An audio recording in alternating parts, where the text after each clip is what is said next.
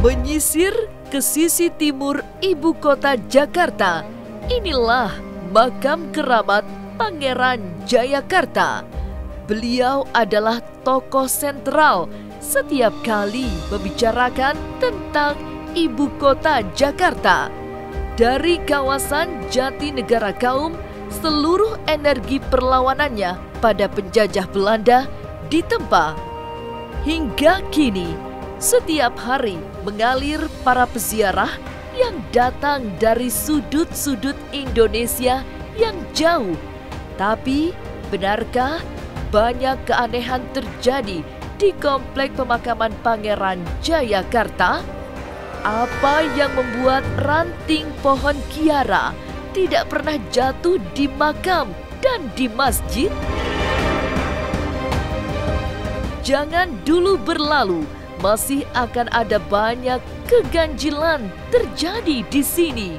Dan jangan lupa subscribe, like, share, dan komen agar tak ada yang terasa ganjil di sekitar Anda.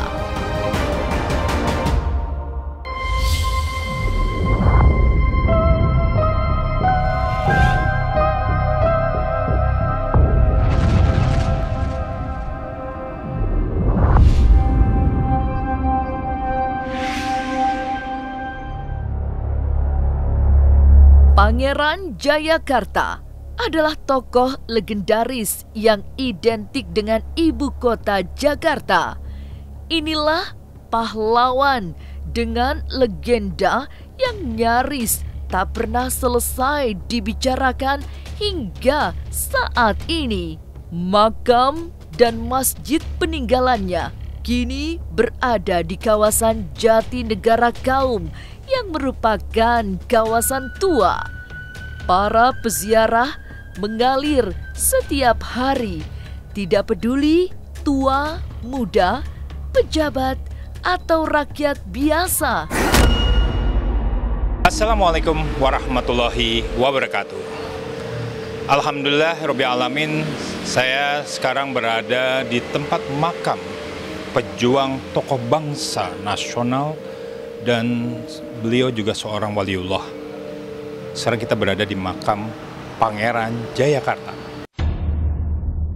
Makam tersebut yang memang berada di masjid yang beliau bangun. Dan masjid ini luar biasa, umurnya dari tahun 1640. Bernama Masjid As-Safiliyah. Nah, di sini kita tahu bahwa masjid ini dibangun oleh beliau pada tahun 1940 untuk menyiarkan selain agama untuk memperjuangkan bangsa menghadapi perlawanan VOC. Berada di kompleks pemakaman Pangeran Jayakarta terasa adem, seolah jauh dari kesibukan ibu kota. Suasana keramat mengalir dari makamnya yang memang penuh wibawa. Sementara dari Masjid As-Safiliyah juga memancar keteduhan yang mendalam.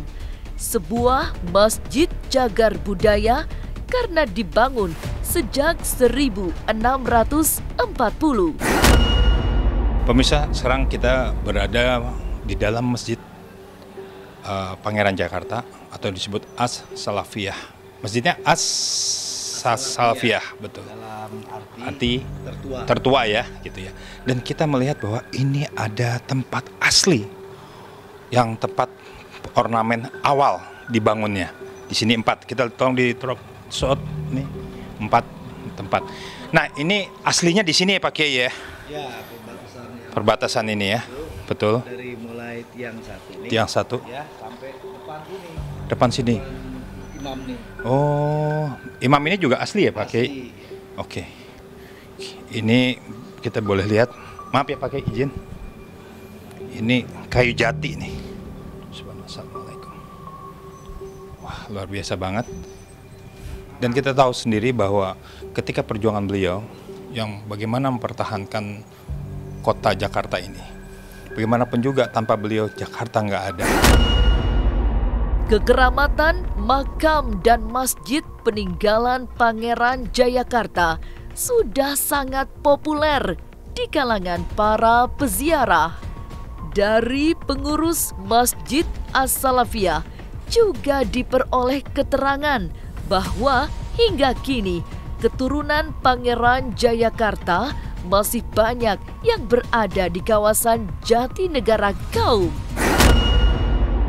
Alhamdulillah masih masih banyak keturunannya lah. Salah satunya kita pengurus masjid ini, jadi keluarga semua, keluarga besar. Di sini ada namanya Kampung Jatinegara Kaum ya. Kalau sekarang nih tepatnya RW 03 Kelurahan Jatinegara Kaum. Jadi yang di RW 03 ini masih asli banyak keturunan Pangeran Jayakarta gitu. Orang mau ngakui Pangeran Jayakarta ada di sini mau enggak? Yang jelas kita yang ngerawat, kita punya masjid, faktanya begitu. Gitu. Kita berbahasanya beda, bukan Jakarta, maaf, bukan Betawi segala macam. Kita anak turunan Jayakarta yang berbahasakan Sunda. Karena memang berdialeknya itu memang dari dulu Jakarta itu memang Sunda, gitu, Sunda. Jadi nggak ada Pangeran Jayakarta tuh nggak ada. Tapi benarkah banyak keanehan terjadi di komplek pemakaman Pangeran Jayakarta? Jangan kemana-mana, tetap subscribe, like, share, dan komen agar tak ada yang terasa ganjil di sekitar Anda.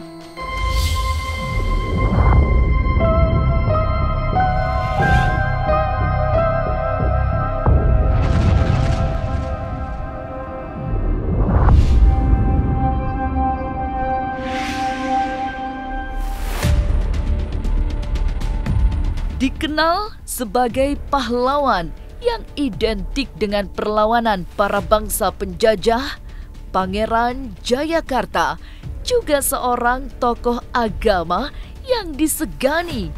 Berasal dari keluarga Kesultanan Banten, banyak jejak yang ditinggalkan sebagai warisan sejarah, terutama kawasan Jatinegara Kaum yang menjadi tempat bermukim keluarga dan keturunannya hingga kini.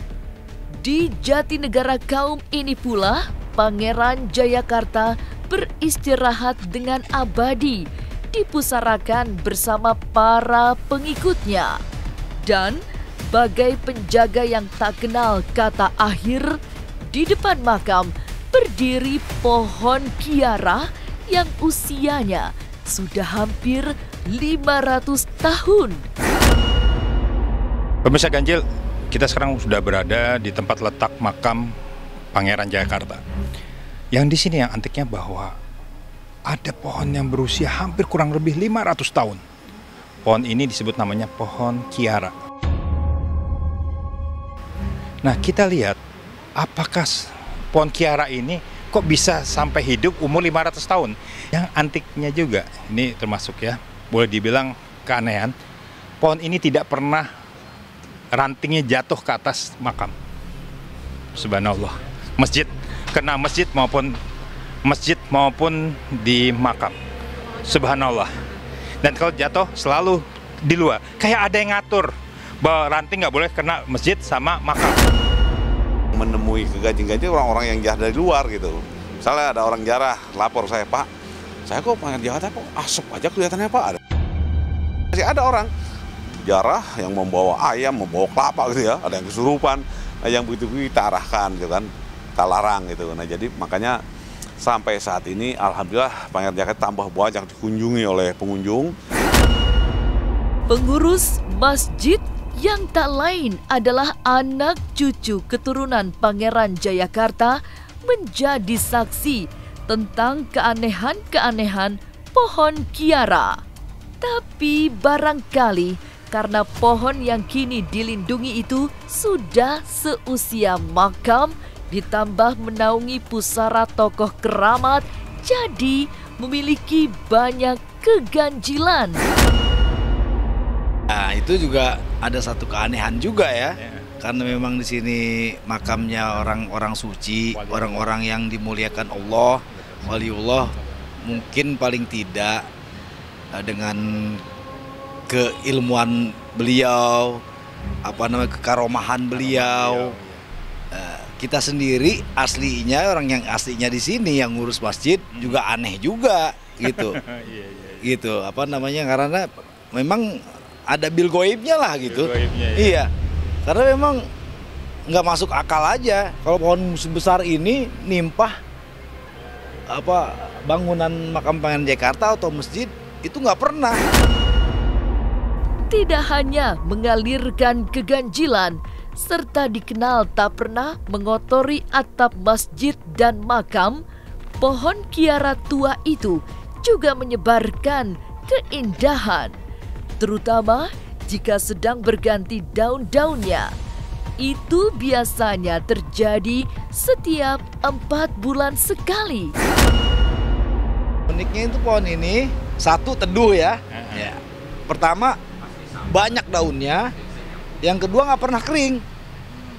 Jadi setiap 4 bulan sekali itu ada musim seminya. Iya, berbuah, buahnya jatuh, gugur, kembangnya, daunnya semua jatuh. Jadi tumbuh daun baru. Seperti muda, warnanya stabilau gitu ya. Hijaunya, indah sekali.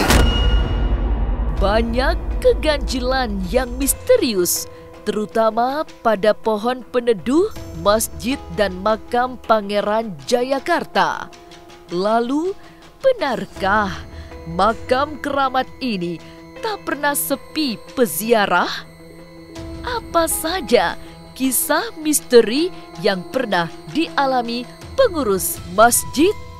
Jangan kemana-mana, tetap subscribe, like, share, dan komen agar tak ada yang terasa ganjil di sekitar Anda.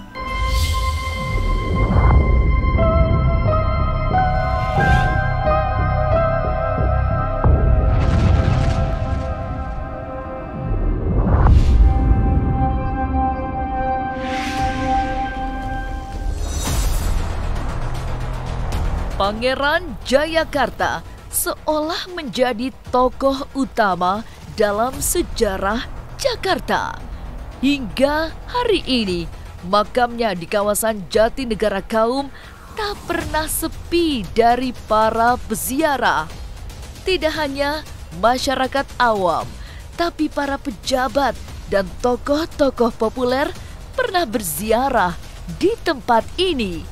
Seperti umumnya berada di pusara sosok penting dari masa lalu, berada di makam Pangeran Jayakarta juga terasa hawa metafisika. Sejarahnya yang besar membuat bangsawan Kesultanan Banten ini pantas diteladani.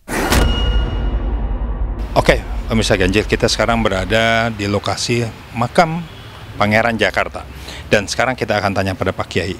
Ini ada beberapa yang antik tentang kuncup makam.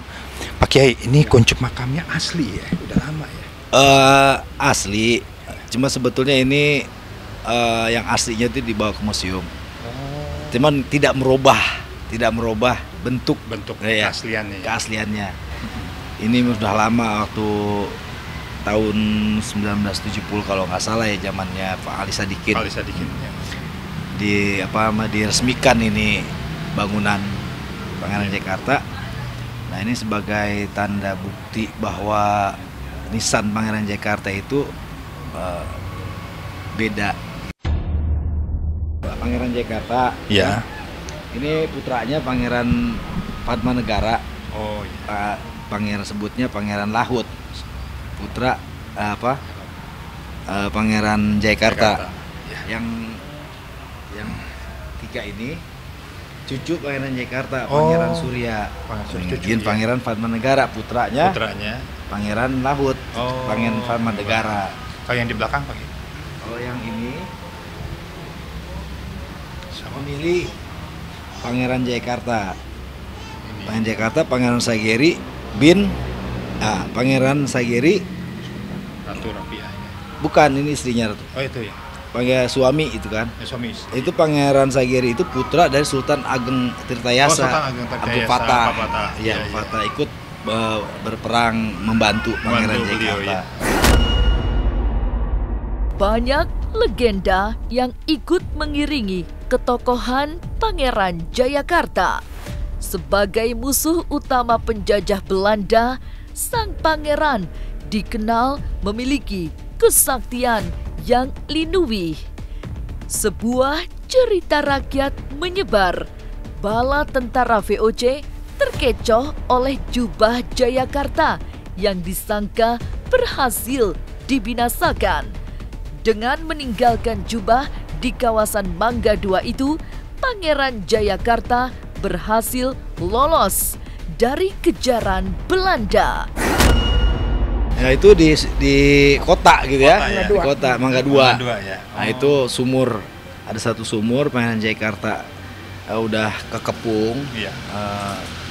oleh VOC Belanda dan Peter Sungkun pasukannya lah.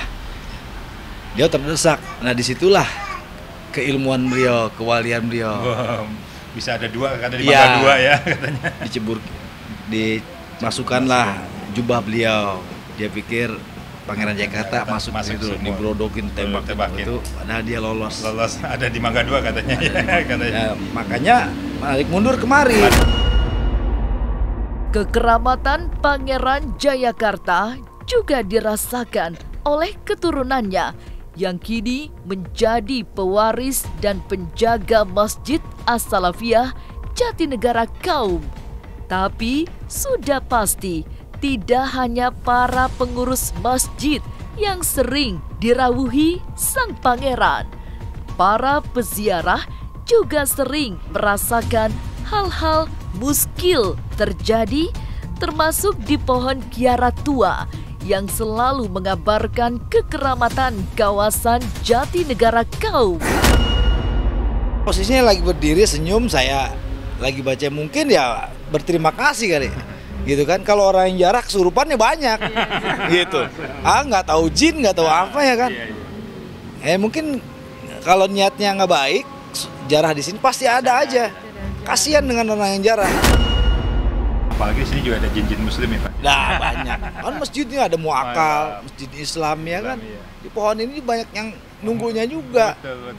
Ya, orang-orang alim, apa namanya, penunggu-penunggunya, hodam-hodamnya ya kan.